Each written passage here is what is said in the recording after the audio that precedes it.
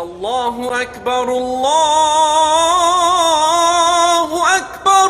നോമ്പുകാലത്ത് വിശ്വാസികൾക്ക് സ്വലാത്ത് നഗറിലെത്താം. നിങ്ങളെ സ്വീകരിക്കാൻ മാദിൻ അക്കാദമി ഉണ്ടാകും. ദിവസേന 1000 പേർക്ക് നോമ്പ് തുറക്കാനുള്ള സൗകര്യമാണ് ഗ്രാൻഡ് ഇഫ്താറിൽ ഏർപ്പെടുത്തിയിരിക്കുന്നത്.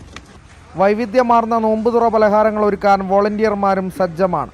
ഇഫ്താർ സംഗമത്തിന് പുറമെ റംസാൻ 1 മുതൽ 30 വരെ 30 ദിന കർമ്മ പദ്ധതികളും മാദിൻ അക്കാദമി സംഘടിപ്പിക്കുന്നുണ്ട്. ഒരു നേരത്തെ ഭക്ഷണം കിട്ടാൻ വളരെ പ്രയാസപ്പെടുന്ന എല്ലാവർക്കും നോമ്പുതുറയും അത്തായവും മുത്തായവും ഒരു നിലക്കുള്ള ഫീസും ഈടാക്കാതെ സൗജന്യമായി നൽകുന്നു. റംസാൻ 27-ാം രാവിൽ ലഹരിക്കെതിരെ രാജ്യത്തെ ഏറ്റവും വലിയ കൂട്ടായ്മ സംഘടിപ്പിക്കുകയാണ് മാദിൻ അക്കാദമിയുടെ ലക്ഷ്യം.